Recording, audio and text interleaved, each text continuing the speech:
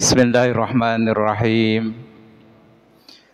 Assalamualaikum warahmatullahi wabarakatuh.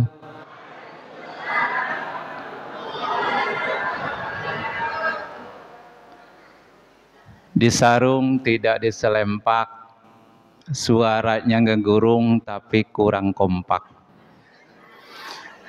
Assalamualaikum warahmatullahi wabarakatuh.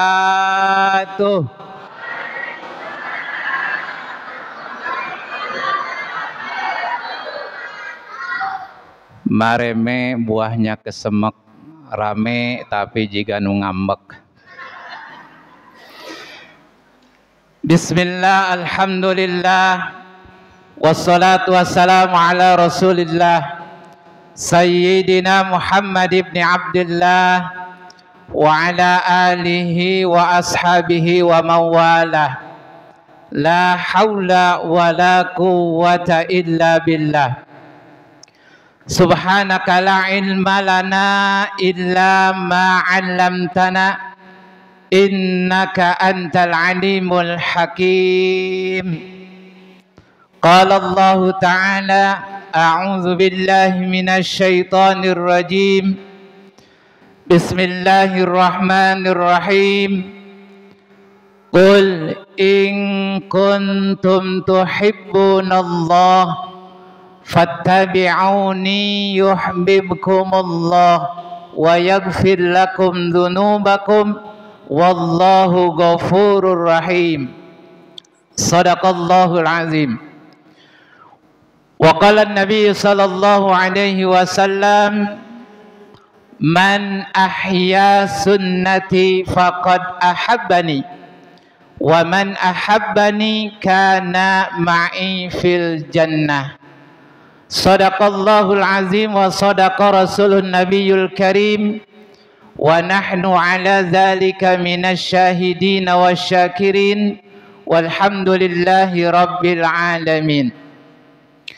Yang saya hormati Ketua DKM Masjid Jami Al-Hikmah, yang saya hormati Ketua RW 08 tadi yang sudah memberikan sambutan Bapak Haryanto, yang saya hormati guru kita Al-Ustadz Rahim, yang saya hormati Al-Mukarramun, para alim ulama, para sesepuh, mewah sepuh, para hujjaj, para ibu, bapak, hadirin hadirat rahimakumullah, dan tidak lupa adik-adikku sekalian yang hadir saat ini.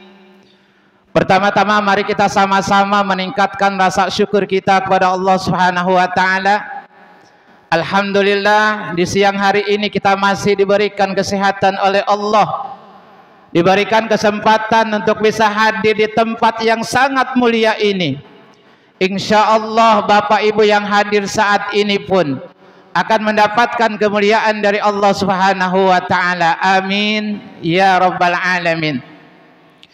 Salawat dan salam senantiasa tercurah limpahkan kepada baginda alam, Nabi akhir zaman, pendobrak kebatilan, penghancur debu-debu kemusyrikan, yakni Habibana wa Nabiyana Muhammad sallallahu alaihi wasallam. Pada keluarganya, sahabatnya, para pengikutnya, mudah-mudahan kita yang hadir khususnya siang hari ini insya Allah diakui sebagai umatnya yang akan mendapatkan syafaatnya kelak di yaumil kiamah nanti. Amin ya rabbal alamin. Bapak Ibu yang dirahmati Allah, hari ini kita memperingati kelahiran Nabi Shallallahu Alaihi Wasallam. Maka tadi disampaikan bahwa sebenarnya memperingati lahirnya Nabi ini bukan perkara bid'ah. Kalau toh dikatakan bid'ah, maka masuknya bid'ah hasanah. Bapak Ibu yang dirahmati Allah, saya sedikit sampaikan di dalam kitab mantek, ilmu mantek. Kulun di sini ada dua. Satu ada kulun juz'i, yang kedua ada kulun majmu'. Kulun juz'i diartikan sebagian, sedangkan kulun majmu' diartikan semuanya. Maka di dalam ayat kulun nafsin dha'iqatul maut, kulun di sini memakai kulun majmu', yang diartikan semua makhluk yang bernyawa pasti akan merasakan yang namanya mati. Tapi ketika kita berbicara satu hadis Nabi Shallallahu Alaihi Wasallam yang sering ini dijadikan sebagai dalil sebagian orang, kullu bid'atin dolalah, maka kulun di sini diartikan bukan kulun masbu, akan tetapi diartikan dengan kulun juz'i. Maka artinya sebagian bid'ah itu sesat. Di acara Maulid Nabi kita mendengarkan tausiah, ilmu yang disampaikan oleh penyampai pemateri. Mencari ilmu itu wajib atau tidak? Wajib. Di dalamnya terdapat bacaan sholawat yang memang itu perintah dari Allah langsung. Itu perintah atau bukan? Perintah. Maka peringatan Maulid Nabi bukan dikatakan bid'ah, tapi bid'ah memang kesunahan. Ada satu hadis Nabi Shallallahu Alaihi Wasallam, orang yang melakukan amal kebaikan lalu amalan itu terus dikerjakan menjadi amal kebaikan, amal soleh, maka itu perkara yang harus terus diteruskan dan dilakukan, jangan dihentikan. Baik, Bapak Ibu yang dirahmati Allah, ketika kita berbicara mengenai tentang Maulid Nabi, kelahiran Nabi, ini banyak diceritakan di berbagai macam kitab. Salah satunya saya sampaikan kitab Sirah An-Nabawiyah karangan Imam Ibnu Hisham.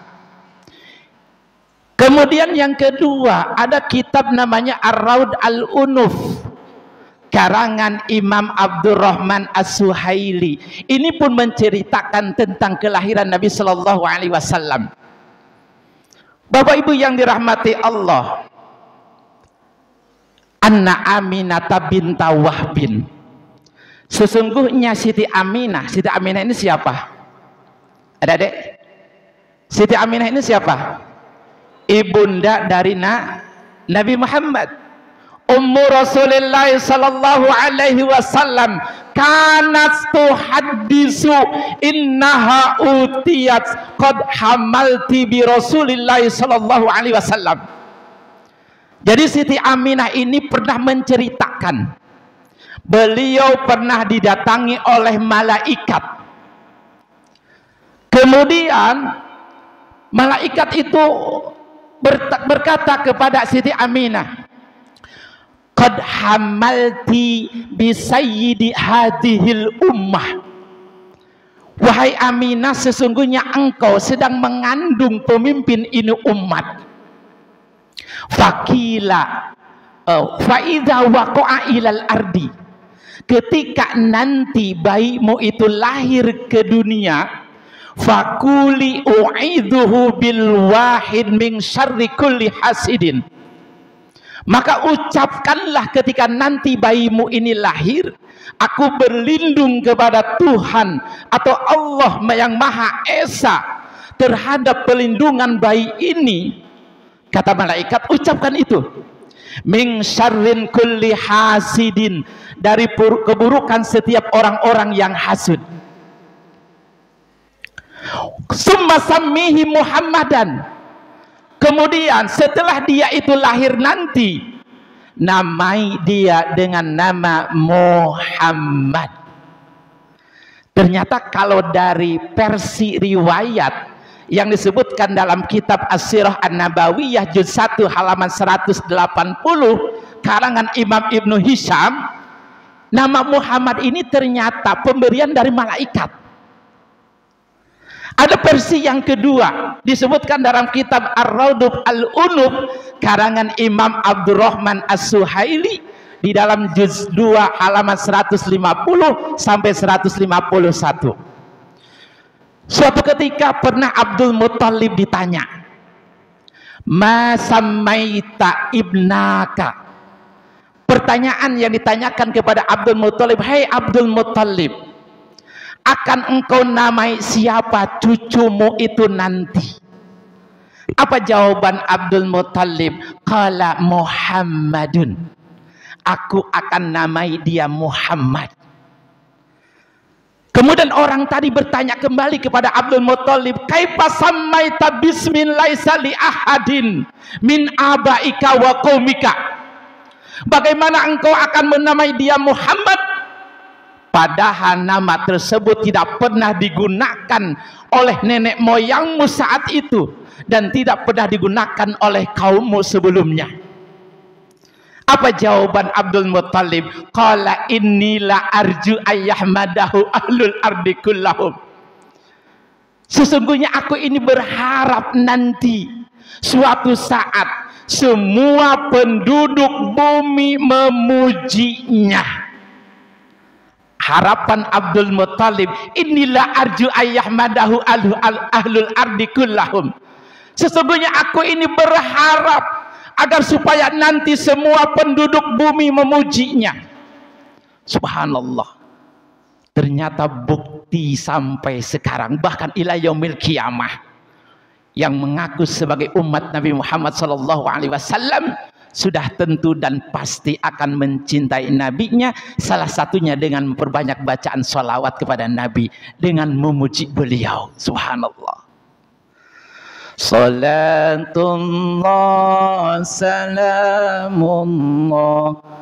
ala Taha.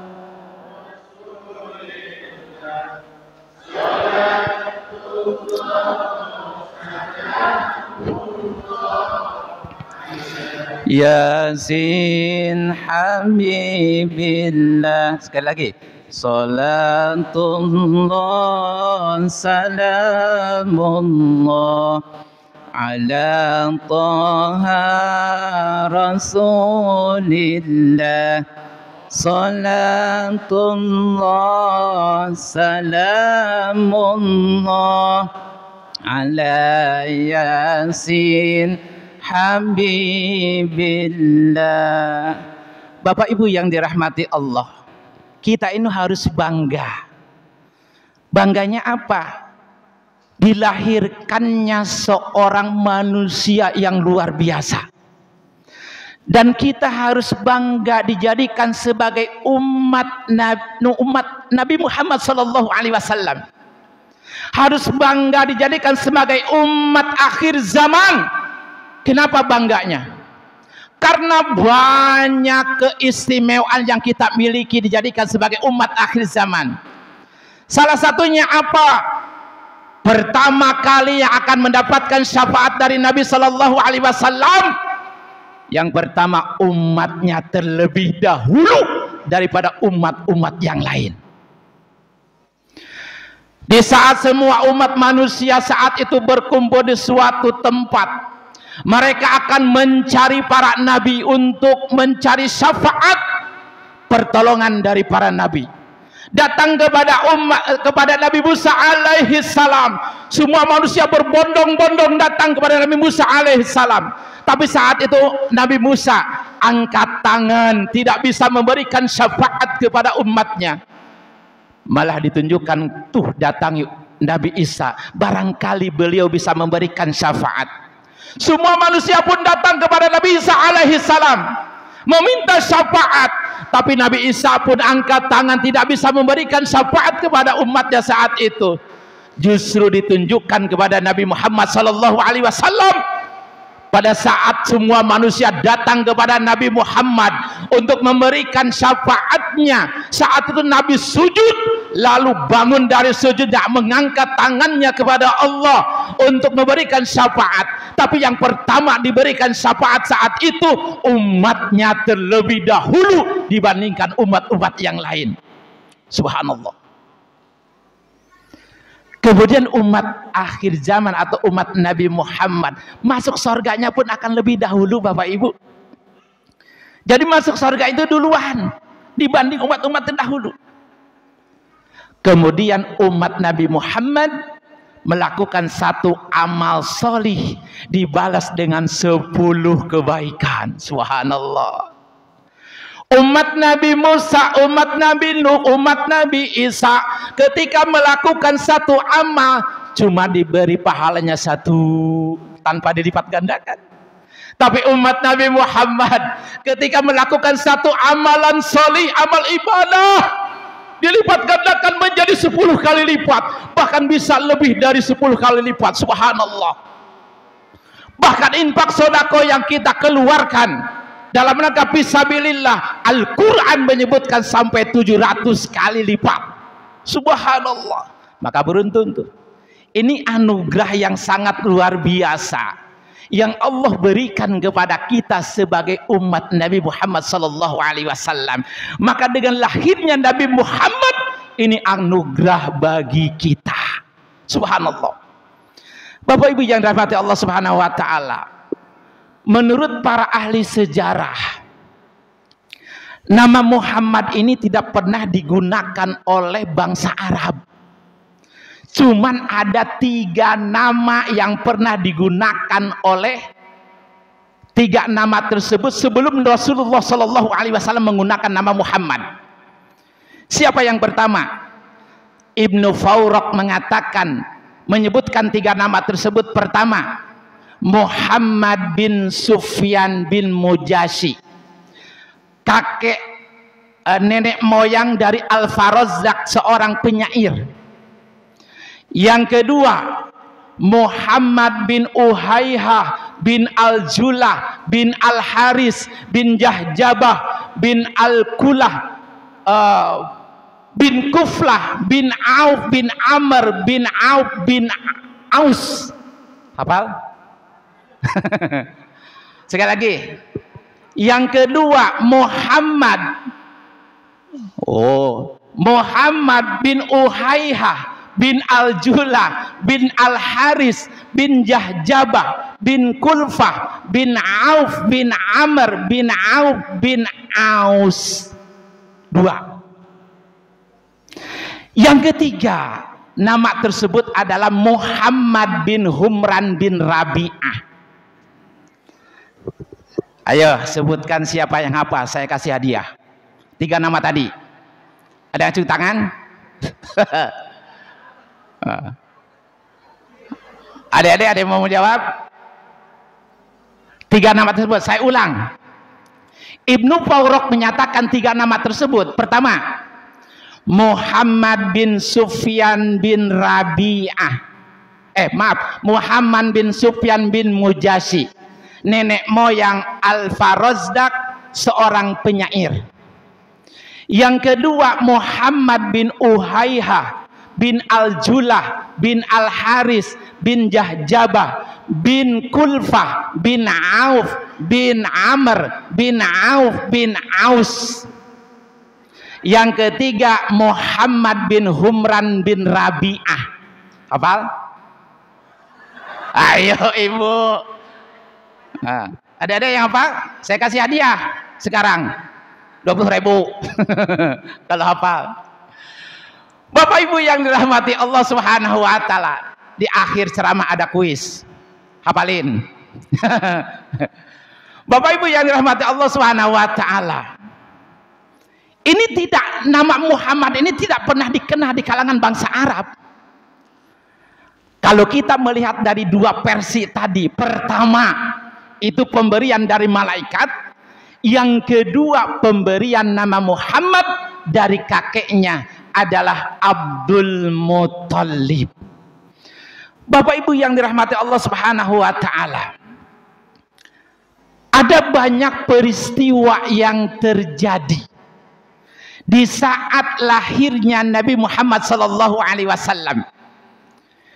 Al-Hafidz Ibnu Katsir dalam kitab Al-Bidayah wan Nihayah, beliau menceritakan bahwa di saat Rasulullah lahir, iblis ini nangis sekenceng-kencengnya, Bapak Ibu. Kata Al-Hafidz Ibnu Katsir, anna iblisa ronna arba'a ronnatin, bahwa sesungguhnya iblis ini nangis nangis sekenceng-kencengnya. 4 kali tangisan. Kata Al-Hafidz Ibnu Katsir. Pertama, hina lu'ina.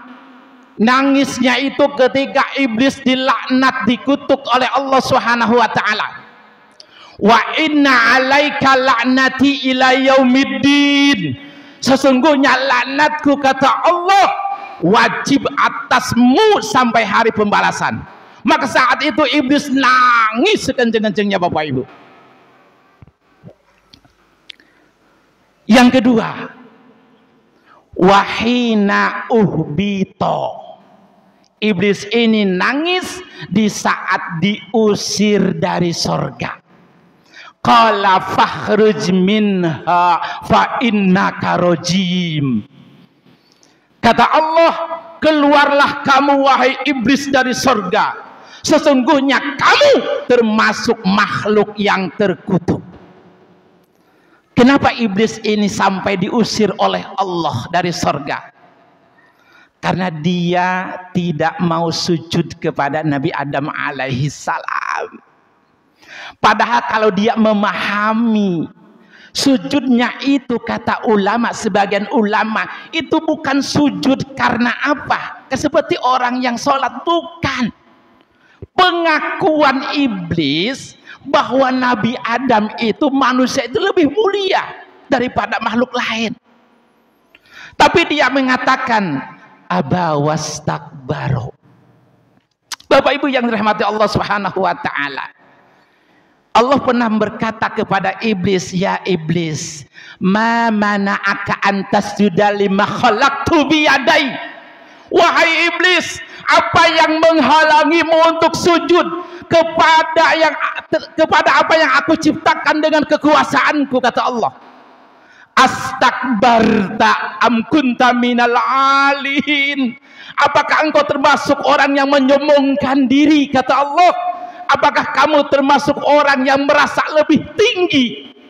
Apa jawaban iblis? Qala ana khairum minhu.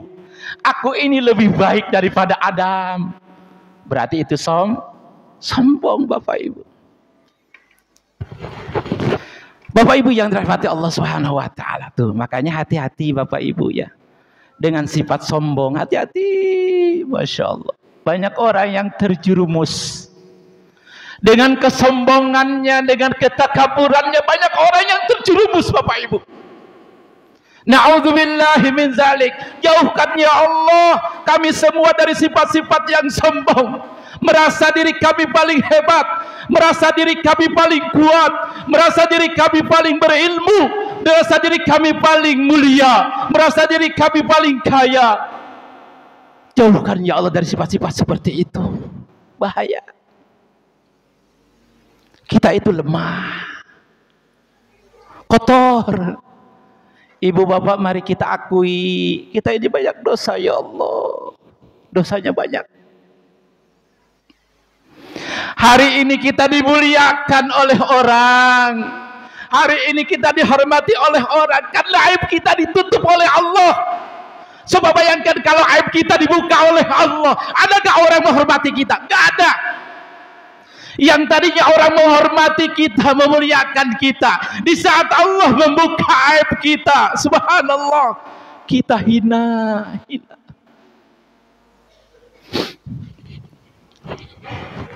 Jangan merasa kita paling hebat, Bapak Ibu.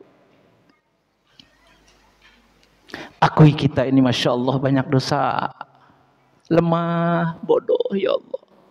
La haula wa la quwata illa billah. Kata Allah, ya iblis, ma manaka antas sudah lima khalaqtu biyadai. Apa yang menyebabkan engkau, menghalangi engkau untuk sujud kepada penciptaanku dengan kekuasaanku, kata Allah. Iblis tadi menjawab, ana khairum minhu. Aku ini baik daripada Adam. Khalaqtani min nar wa khalaqtahu min tin. Aku diciptakan dari api, sedangkan Adam diciptakan dari tanah. Masa api harus sujud ke tanah? Itu sombongnya iblis.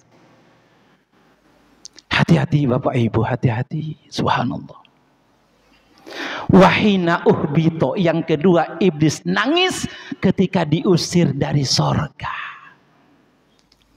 Yang ketiga, iblis itu nangis wahina wulidan Nabi sallallahu alaihi wasallam, ketika Nabi dilahirkan. Iblis nangis sekenceng-kencengnya. Yang keempat, wahina unzilatil Fatihah. Iblis ini nangis di saat diturunkannya surat Al-Fatihah. Kenapa iblis sampai nangis ketika diturunkannya surat Al-Fatihah? Kata ulama tafsir, dari sekian 104 kitab atau suhuf. Jadi kitab atau suhuf itu ada 104. Dari 104 ini dirangkum menjadi 4 kitab. Satu kitab Injil, yang kedua kitab Taurat, yang ketiga kitab Zabur, yang keempat kitab Al-Quran. Lalu dari 4 kitab ini dirangkum lagi menjadi satu surat, yaitu surat Al-Fatihah. Berapa jumlah ayat surat Al-Fatihah, Pak Bu? Ada 7, bukan 6. Atau bukan 8. Ada yang mengatakan 6, ada yang mengatakan 8. Apa yang menjadi 6 ayat? Bismillahnya tidak disebut dalam ayat tersebut. Hitungannya satu ayat, alhamdulillahirabbil alamin. Itu yang menyatakan 6 ayat. Yang menyatakan 7 ayat, bismillahnya dihitung satu ayat, sampai waladhdallin itu menjadi 7 ayat. Yang menyatakan 8 ayat, ihdinas siratal ladzina an'amta alaihim, terputus di sana, itu menjadi ayat yang berbeda. Ghairil maghdubi alaihim waladhdallin, itu dihitung ayat yang berbeda. Bapak Ibu, tapi bagi kita yang meyakini Ahlus Sunnah wal Jamaah, pemahaman kita tetap Al-Fatihah itu 7 ayat. Bismillah itu termasuk ayat dari surah Al-Fatihah. Makanya ketika sholat, kalau memahami Bismillah termasuk dari surah Al-Fatihah, dibaca. Bismillahnya dibaca. Tapi kan Pak, ada katanya orang membaca Bismillah, tidak ada orang yang membaca Bismillah pada saat membaca surah Al-Fatihah langsung saja alhamdulillahirabbil. Sebenarnya kalau kita melihat pembuktian para ulama, bahkan ulama-ulama yang kita kenal di Arab Saudi saja, imam di Mekah, Madinah, itu mereka baca Bismillah sebenarnya, cuman pelan. Bismillahnya tidak dikerasin, tidak dijaharkan, tetap dibaca Bismillahirrahmanirrahim, baru alhamdulillahirabbil alamin, kan gitu. Itu pelan Bismillahnya. Baik, Bapak Ibu yang dirahmati, makanya keempat tadi kenapa iblis sampai nangis? Karena di dalam surah Al-Fatihah terdapat satu ayat yang disebut dengan ayat tauhid. Apa ayatnya? Iyyaka na'budu wa iyyaka nasta'in. Ya Allah, hanya kepadamu kami beribadah dan hanya kepadamu kami meminta pertolongan. Kan gitu terjemahannya. Saat itu iblis dia memahami, ketika hamba-hamba Allah dia ibadah kepada Allah, pegangannya hanya satu, yaitu Allah, memohonnya hanya kepada Allah, meminta tolongnya hanya kepada Allah, berarti dia telah gagal menjerumuskan manusia. Berarti dia telah gagal menyesatkan manusia. Kenapa? Karena iblis pernah meminta kepada Allah agar dia ditangguhkan kematiannya ila yaumil kiamah, bahkan ila yaumi yub'atsun, sampai hari kebangkitan iblis itu ditangguhkan kematiannya oleh Allah. Kan dalam surah Al-Ma'arij, dalam surah Al-A'raf kan, iblis itu akan mendatangi manusia. Summala atiyannahum min baini aidihim wa min khalfihim wa an aymanihim wa an syama'ilihim. Kata iblis, sungguh aku akan mendatangi manusia. Untuk apa? Menyesatkan mereka dari depan, dari kanan, kiri, depan, belakang. Iblis akan mendatangi kita untuk menyesatkan, membisikkan kita agar kita berbuat maksiat, agar kita tersesat hidup kita, Bapak Ibu. Itu iblis berusaha akan menyesatkan kita. Maka di saat umat manusia atau hamba-hamba Allah, dia memahami ayat tadi, iyyaka na'budu wa iyyaka nasta'in, hanya menyembah kepada Allah, hanya meminta pertolongan kepada Allah, berarti dia telah gagal. Berarti iblis itu menangis tadi dalam 4 keadaan. Pertama, iblis nangis ketika dilaknat. Yang kedua, iblis nangis ketika diusir dari surga. Yang ketiga, iblis nangis ketika Nabi lahir. Yang keempat, iblis nangis ketika diturunkan surat Al-Fatihah.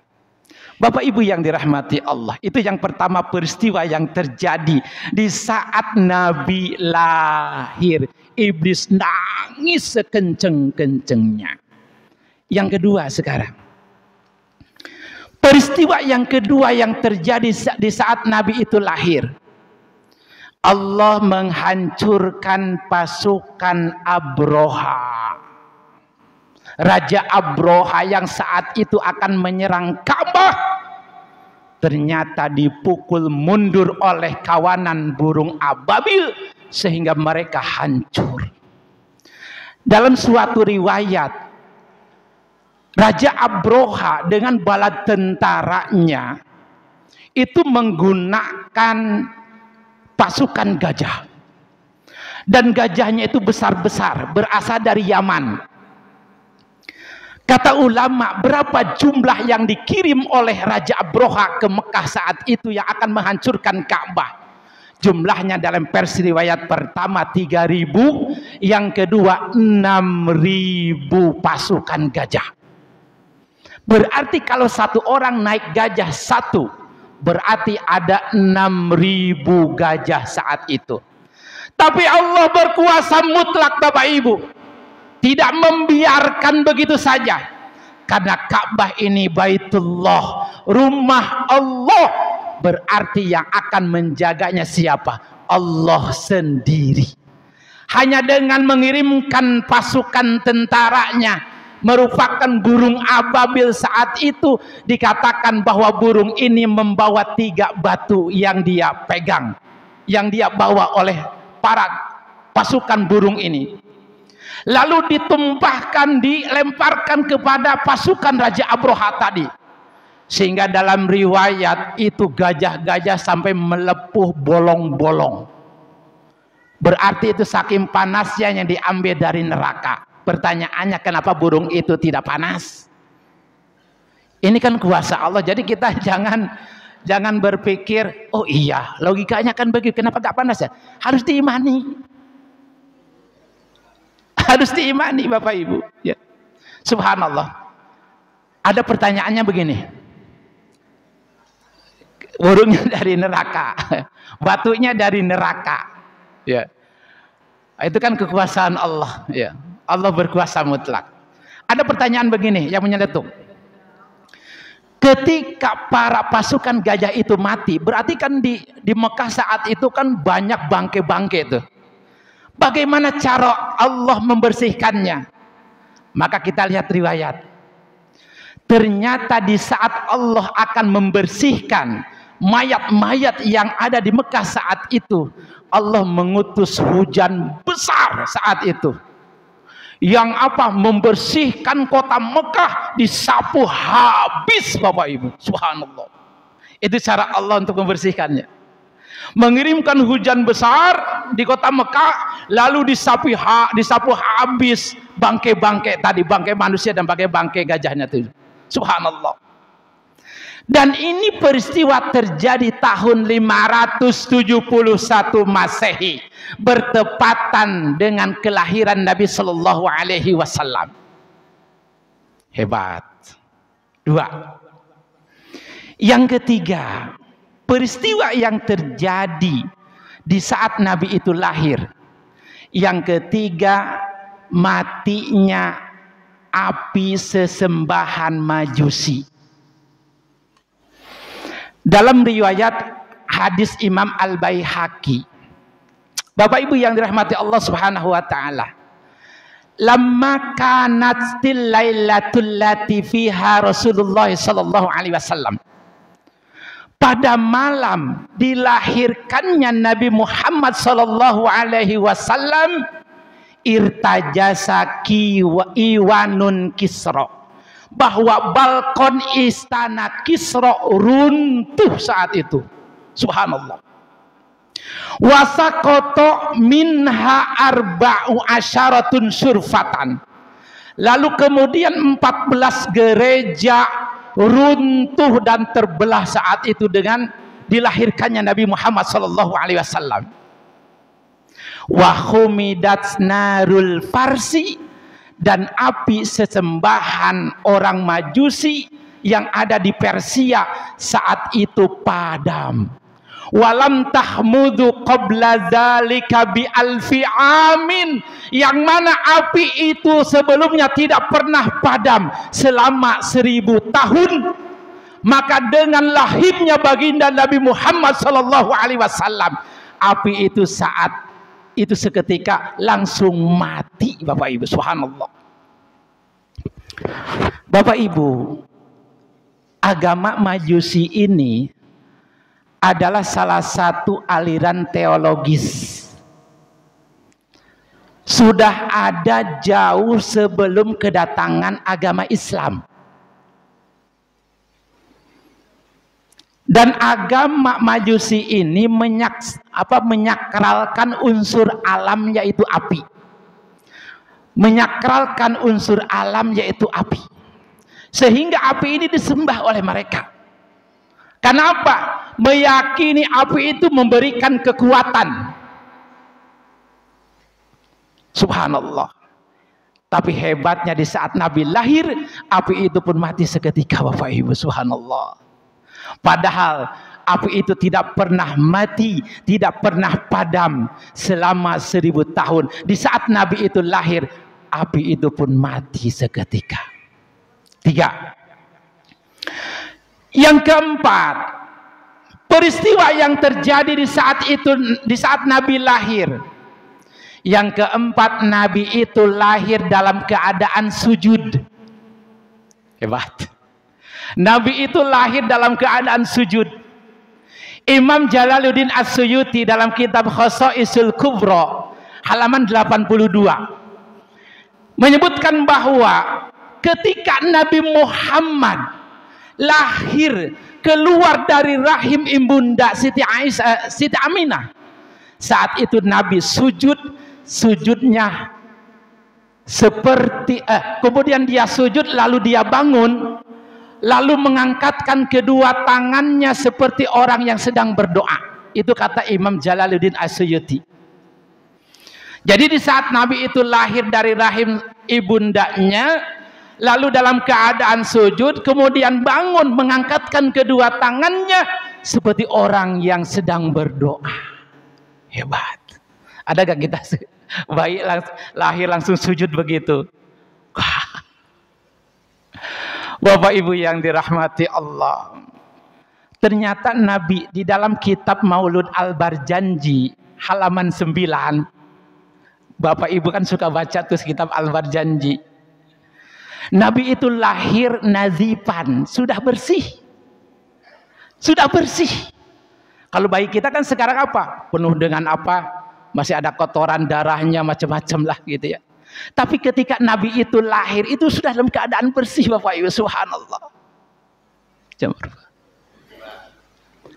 Kemudian lahir dalam keadaan sudah bersih, dahinan.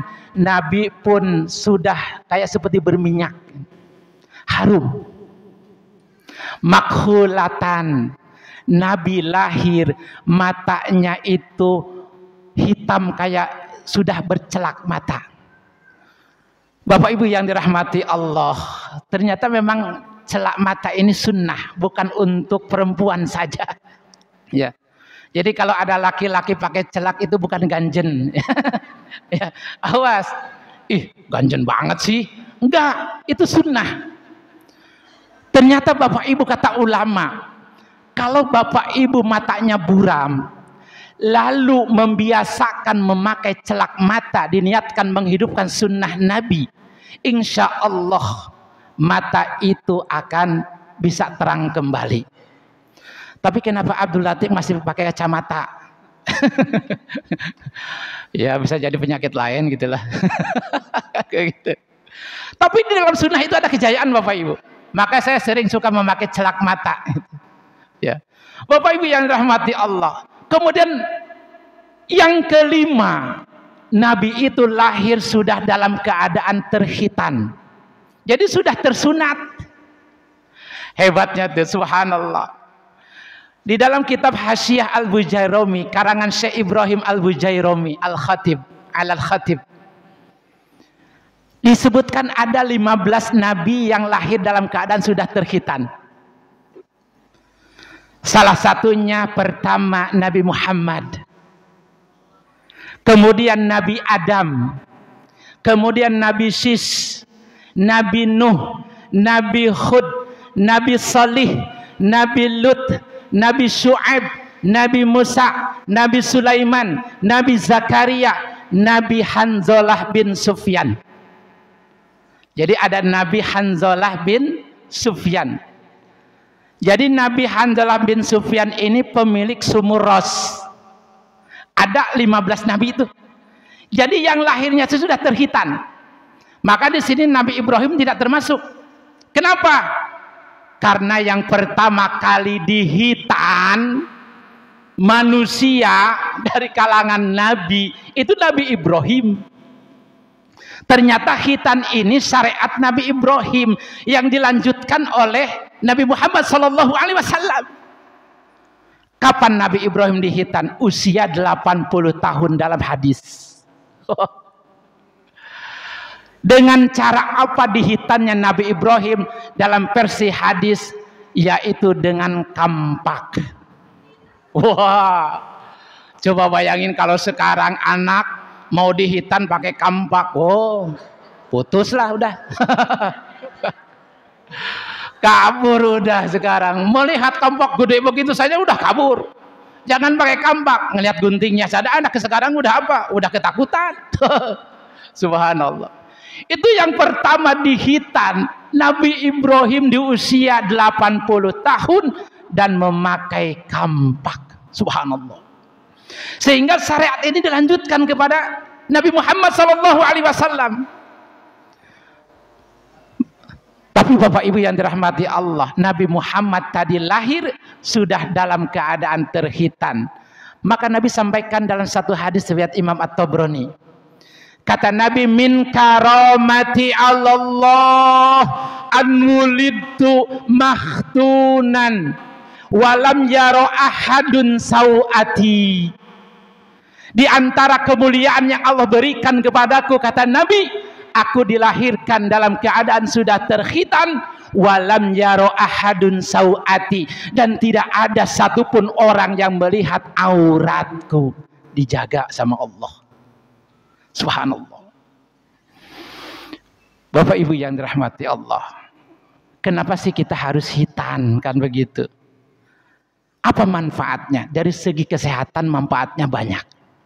Dari segi syariat memang keharusan, apalagi bagi kaum laki-laki. Laki-laki dihitan. Itu dalam kitab Bidayatul Mujtahid memang ada ikhtilaful ulama. Tapi bagi kaum laki-laki itu wajib. Kenapa? Karena kalau laki-laki tidak dihitan, khawatirnya di saat dia pipis itu akan banyak menyisakan di kuclupnya itu. Apa ya, kuclup atau bahasanya kucup gitu ya. kulub. Maka dengan dihitan, dipotong itu bisa membersihkan semuanya. Ketika nanti dia kencing, buang air kecil, maka tidak ada lagi sisanya saat itu. Tapi di saat belum dihitan, ketika buang air kecil, maka akan ada sisa-sisa dari kulubnya itu, Bapak Ibu. Makanya wajib bagi kaum laki-laki dihitan. Tapi ketika berbicara mengenai tentang hitan, hukum hitan untuk perempuan, ini ada ikhtilaful ulama. Ada yang mengatakan perempuan itu dihitan hukumnya sunnah. Kenapa? Bapak Ibu yang dirahmati Allah. Jadi dihitannya perempuan dengan laki-laki itu beda. Kalau laki-laki tadi yang menutupinya itu dipotong, menutupi helm. Kalau perempuan itu yang ada ngejendilnya itu dipotong dikit. Tapi hati-hati harus yang ahli. Kenapa? Jawer, maaf ya, agak ini dikit ya, karena kalau gak dijelasin gak ngerti. Ini memang yang dipotong itu jawer, tapi jangan kebanyakan motong. Kenapa? Kalau perempuan dihitan lalu dipotongnya kebanyakan, maka itu akan menghilangkan seksualnya. Begitupun ketika perempuan, ini kata ulama, kalau perempuan pun ketika tidak dihitan, maka itu akan melebihi seksualnya, sehingga maaf, banyak pelacur-pelacur yang tidak puas dengan satu suami. Masya Allah, ini dalam segi ilmu, Bapak Ibu. Tapi kalau toh mau dipotong, harus ke ahlinya, jangan sembarangan. Bapak Ibu yang dirahmati Allah Subhanahu wa taala, itu Nabi Muhammad lahir dalam keadaan sudah terkhitan, subhanallah. Maka di antara salah satu kemuliaan Nabi yang diberikan oleh Allah kepada beliau, anulitu makhtunan, Nabi lahir sudah terkhitan bersih. Bapak Ibu yang dirahmati Allah Subhanahu wa taala.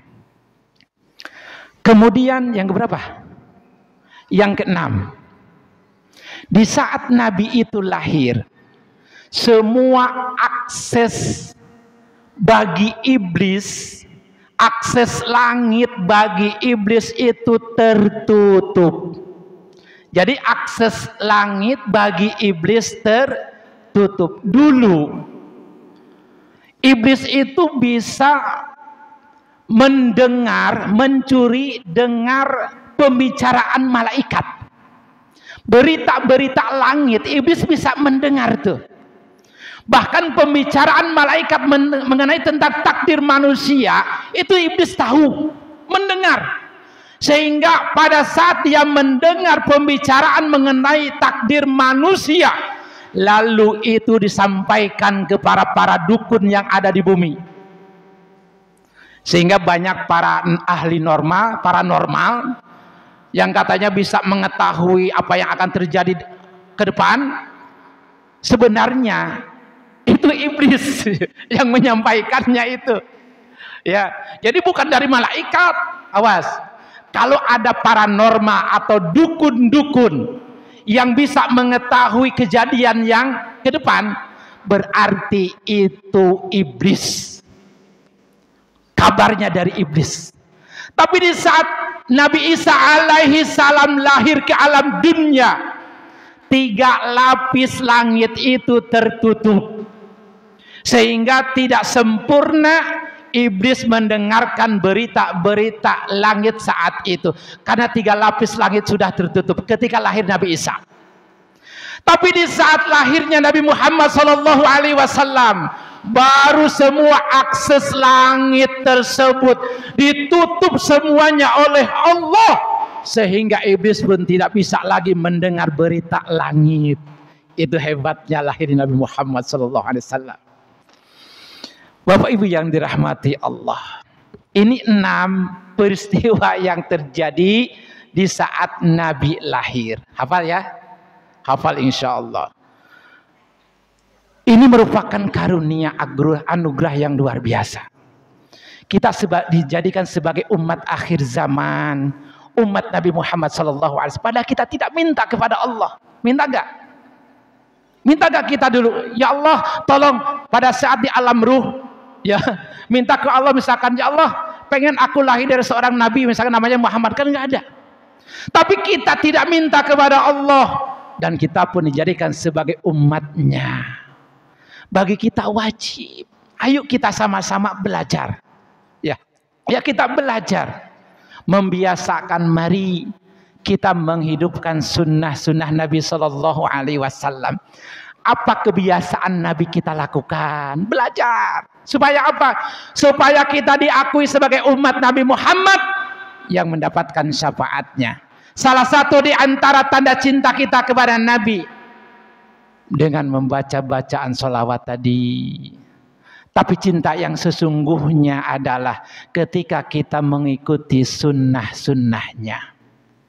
Bapak Ibu yang dirahmati Allah, saya sampaikan agak bercepat karena waktu sudah mau jam 3. Di dalam kitab Syarhus Sunnah ada perkataan Imam Auza'i. Sekali lagi, dalam kitab Syarhus Sunnah ada perkataan Imam Auza'i. Kata Imam Auza'i, khamsun minas sahabah. Ada 5 kebiasaan Nabi dan sahabat. Ingat, ada 5 kebiasaan Nabi dan sahabat. Apa 5 kebiasaan Nabi dan sahabat? Pertama, luzumul jamaah. Membiasakan dengan sholat berjamaah. Saya sering menyampaikan baik ke anak atau ke anak-anak ngaji, nah jaga sholat. Ini wasiat orang tua wajib disampaikan kepada anak-anak kita mengenai tentang menjaga sholat, supaya dia mengingat apa yang disampaikan dulu oleh orang tuanya. Bukan hanya mewariskan harta kepada mereka, tapi justru wasiatkan perkara sholat ini. Kenapa? Ketika anak kita bisa menjaga sholatnya, Bapak Ibu, insya Allah hidup mereka di mana saja akan mendapatkan kemudahan. Walaupun mereka jauh dengan kita, akan mendapatkan penjagaan dari Allah. Walaupun mereka tidak ada di rumah kita, insya Allah akan dapat bimbingan dari Allah. Sholat wajibnya jaga, Bapak Ibu, anak-anak, adik-adikku sekalian, ya. Sholat yang 5 waktunya jangan ditinggal. Kalau bisa usahakan di awal waktu. Bagi laki-laki di masjid, ya, caranya berjamaah. Usahakan jaga dulu sholat. Kalau anak kita sudah bisa menjaga sholat, insya Allah kehidupan mereka akan dimudahkan oleh Allah. Kecerdasannya, kemudahannya, rezekinya insya Allah dimudahkan. Gak usah khawatir Bapak Ibu, kalau anak kita sudah sadar dengan sholatnya. Tapi bukan hanya sholat wajib saja yang kita lakukan, sunnah-sunnahnya pun dilakukan Bapak Ibu, untuk penyempurna sholat wajib kita. Yang kedua, kebiasaan Nabi dan sahabat, ittiba'us sunnah, mengikuti sunnah Nabi Sallallahu Alaihi Wasallam. Ada satu hadis Nabi dalam kitab Mukhtarul Ahadis. Nabi sampaikan begini, riwayat Imam Ibnu Asakir. Man ahya sunnati, barang siapa yang dia menghidupkan sunnahku, faqad ahabbani, berarti dia cinta kepadaku, kata Nabi. Wa man ahabbani kana ma'i fil jannah, dan siapa saja orang yang cinta kepadaku, maka dia akan bersamaku di dalam sorga. Subhanallah. Ya, gak usah jauh-jauh. Tadi sholatnya di awal waktu, ya. Kemudian bagi kaum laki-laki berjamaah. Kalaupun misalkan perempuan, ibu-ibu mau ke masjid, boleh silahkan. Mau ikut berjamaah dengan bapak-bapak, boleh, gak ada halangan, gak ada larangannya, diperbolehkan, silahkan. Selama masih bisa menjaga auratnya, supaya tidak terjadi fitnah. Ya, kalau misalkan anak-anak muda, Ya perawan biasanya yang lajang pun suka banyak ke masjid. Kenapa? Wah, di masjid banyak apa? banyak apa? Ketrekannya kayak gitu. Subhanallah. Bapak Ibu yang dirahmati Allah. Yang ketiga, percepat. Kebiasaan sahabat Nabi adalah qiraatul Quran. Biasakan baca Quran. Kita itu kan cinta Al-Quran. Orang yang cinta Al-Quran berarti dia sudah membiasakan membacanya. Itu salah satu tanda orang yang cinta Al-Quran, dia akan pasti banyak membaca Al-Qurannya. Di sini bukan hanya sekedar membaca, tapi mari kita sama-sama pelajari bacaannya juga. Tahsinnya kita pelajari, subhanallah. Tadi kita dengar qori kita, suaranya udah bagus, bacaannya bagus, Masya Allah. Mari kita perbaiki bacaan Quran kita. Gak usah malu. Ketika ada kajian tahsin, hadir. Itu kesempatan bagi kita. Pengurus memberikan kesempatan untuk jemaah untuk belajar. Coba bayangkan kalau sekarang sudah gak ada guru Al-Quran yang mengajarkan tahsin Al-Quran, kita mau belajar kemana? Guru-guru kita satu persatu diambil ulama-ulama kita, subhanallah. Mumpung masih ada banyak guru-guru Al-Quran, kita belajar. Subhanallah. Bapak Ibu yang dirahmati Allah, 14 abad yang lalu Nabi pernah menyampaikan begini. Sayati zamanun ala ummati, akan datang suatu masa kepada umatku nanti, la yabqa minal Islam illa ismuhu. Islam itu hanya dikatakan KTP-nya saja. Ketika dilihat KTP-nya Islam, tapi pengamalan Islamnya nggak ada. Sholatnya nggak pernah, taklimnya nggak pernah, baca Qurannya boro-boro karena kagak bisa. Itu Nabi sampaikan 14 abad yang lalu. Wala minal Quran illa rasmuhu, dan akan datang suatu masa di mana Al-Quran hanya tulisannya saja.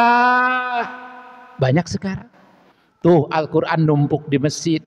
Banyak orang-orang yang mewakafkan Al-Quran ke masjid, tapi tidak ada satupun orang yang membacanya. Kan kasihan yang wakaf. Padahal mereka wakaf untuk masjid supaya dibaca, pahalanya supaya mengalir.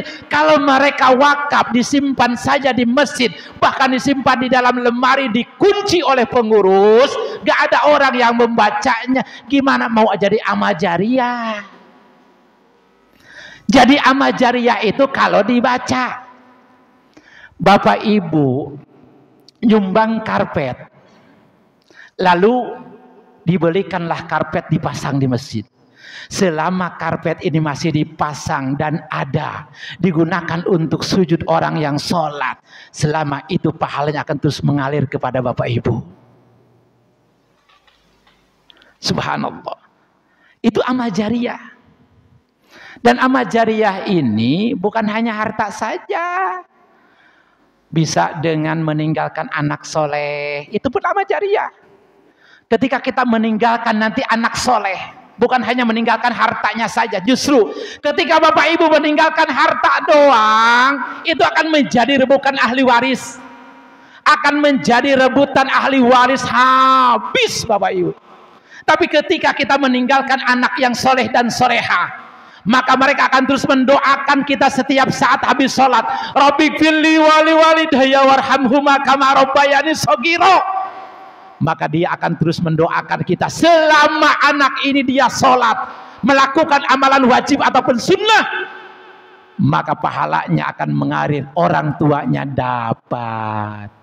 Makanya Bapak Ibu, maaf, ketika Bapak Ibu punya anak kecil, awali anak kita itu hafal Fatihah oleh orang tuanya dulu, bukan gurunya. Usahakan ketika anak kita hafal surah Al-Fatihah itu bukan karena gurunya. Kenapa? Kalau anak kita hafal surah Al-Fatihah karena gurunya bukan orang tua yang mengajarkannya, kalau dia sholat wajib ataupun sunnah dibacalah surah Al-Fatihah tadi, pahalanya ngalir ke gurunya, bukan ke orang tua aja. Maka ajarkan terlebih dahulu Fatihah tuh supaya dihafal, bacaannya dibaguskan seperti itu. Subhanallah. Yang keempat, kita percepat. Amalan Nabi dan sahabat wa ummaratul masajid. Memakmurkan masjid. Bapak Ibu, memakmurkan masjid itu banyak caranya. Dengan taklim seperti ini, ada pengajian, ini pun dalam rangka imaratul masjid. Dengan sholat berjamaah, dengan taklim, dengan kajian-kajian ilmu, itu pun sama memakmurkan masjid. Kalau bukan kita sebagai umat Islam, siapa yang akan bisa memakmurkan masjid ini? Kalau bukan kita, pastikan kita sebagai umat Islam. Orang-orang yang beriman. Ingat, orang yang memakmurkan masjid, dialah orang-orang yang beriman kepada Allah dan hari akhir. Yang kelima, amalan Nabi dan sahabat adalah al-jihadu fi sabilillah. Jihad di jalan Allah. Bapak Ibu, kita memaknai jihad kalau sudah berperang itu kayaknya ekstrim banget gitu ya terdengarnya. Tapi yang dimaksud jihad di sini di kita mah belum berlaku jihad fisik itu belum. Kalau di Palestina baru mereka jihad fisik sungguh-sungguh. Dalam rangka apa? Menjaga negerinya agar tidak direbut oleh si Israel. Ini kan pembantaian luar biasa Bapak Ibu ya. Bagi orang Palestina, orang Gaza itu wajib jihadnya di sana.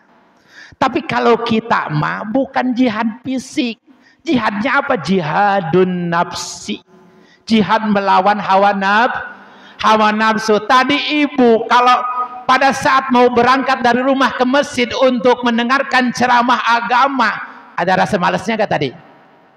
Cek bahasa Inggris mah hoream gitulah.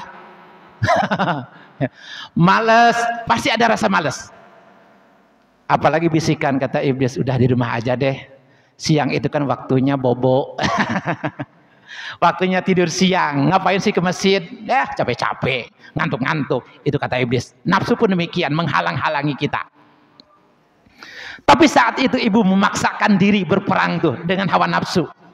Ketika ibu bisa mengalahkan hawa nafsu saat itu, maka derajat kita lebih tinggi dari malaikat. Subhanallah. Bapak Ibu yang dirahmati Allah, mari kita jihad untuk ke masjid, sholat berjamaah. Kita jihad melawan hawa nafsu kita untuk pergi ke majelis ilmu. Kita jihad melawan hawa nafsu kita untuk membaca Al-Quran. Karena memang horeamnya luar biasa Bapak Ibu kalau membaca Quran tuh. Wah, macam-macam alasannya. Anak lah nangis, wah baru mau buka Al-Quran saja udah dinangisin sama anak, jadi gak jadi bacanya, kan begitu. Wah, macam-macam gitu. Subhanallah. Ini Bapak Ibu yang dirahmati Allah, 5 amalan Nabi dan sahabat ya. Luzumul jamaah, ittiba'us sunnah, qiraatul Quran, umaratul masajid, dan jihad fi sabilillah. Demikian sedikit tausiah yang sangat singkat ini, semoga bermanfaat. Mudah-mudahan apa yang saya sampaikan tadi insya Allah menambah wawasan dan ilmu bagi kita, sehingga kita diberikan kekuatan oleh Allah untuk bisa mengamalkannya. Insya Allah kita tetap diberikan keistiqomahan oleh Allah agar kita senantiasa konsisten dalam melakukan ibadah dan ketaatan kita kepada Allah Subhanahu wa taala. Mari kita sama-sama tutup dengan doa. Pak Ustadz, doa. Allahumma salli ala Sayyidina Muhammad wa ala ali Sayyidina Muhammad. Alhamdulillahi Rabbil Alamin. Hamdan na'imin, hamdan syakirin, hamdan yuafi ni'amahu wa ikafi mazidah. Ya Rabbana lakal hamdu kama yanbaghi li jalali wajhikal karim wa 'azimi sultanik. Ya awwalal awwalin, ya akhira akhirin, ya arhamar rahimin. Ya dal quwwatil matin, ya hayyu ya qayyum bi rahmatika nastaghis. Aslih lana syu'unana kullaha ولا تكلنا إلى أنفسنا طرفة عين إنك إن تكلنا إلى أنفسنا تكلنا إلى ضعف وخطيئة وذنب وهلاك يا أرحم الراحمين.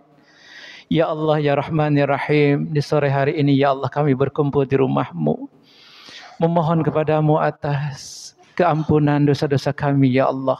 Ampuni segala dosa-dosa kami. Kami sadar bahwa kami ini hamba-Mu yang lemah, hamba-Mu yang bodoh, hamba-Mu yang kotor, hamba-Mu yang hina, hamba-Mu yang kotor dengan noda dan dosa ya Allah. Ampuni segala dosa-dosa kami, baik dosa kami yang besar maupun yang kecil, dosa yang sengaja maupun yang tidak disengaja ya Rabb, dosa yang terasa maupun yang tidak terasa, dosa yang terlihat maupun yang tidak terlihat ya Rabb. Ampuni dosa-dosa kami ya Allah. Ampuni dosa orang tua kami ya Allah, orang tua kami yang sudah tiada ya Allah. Ampuni dosa-dosa mereka. Terima iman Islam mereka, tempatkan mereka di tempat yang penuh dengan kenikmatan di dalam surga-Mu ya Allah. Orang tua kami yang masih ada, sehatkan mereka ya Allah. Sehatkan mereka ya Allah, berkahi kehidupan mereka ya Allah. Ampuni dosa guru-guru kami ya Allah. Ampuni dosa pasangan-pasangan kami. Ampuni dosa istri kami, ampuni dosa suami kami, ampuni dosa putra-putri kami. Ya Allah, tambahkan taufik hidayah-Mu untuk kami ya Allah.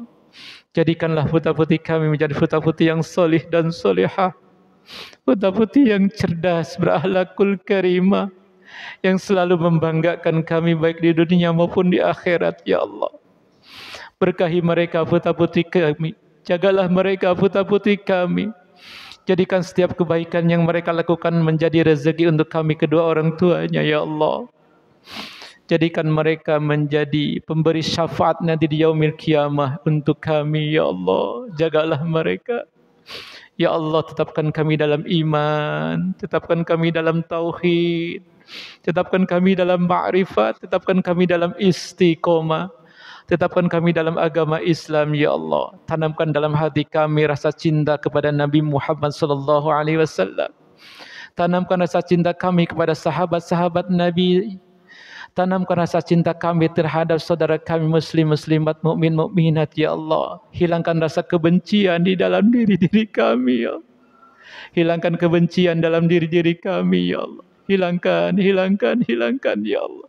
Bersihkan hati kami dari kotoran-kotoran, dari sifat ujub, riya, takabur, dengki, hasud dan lain-lainnya ya Allah.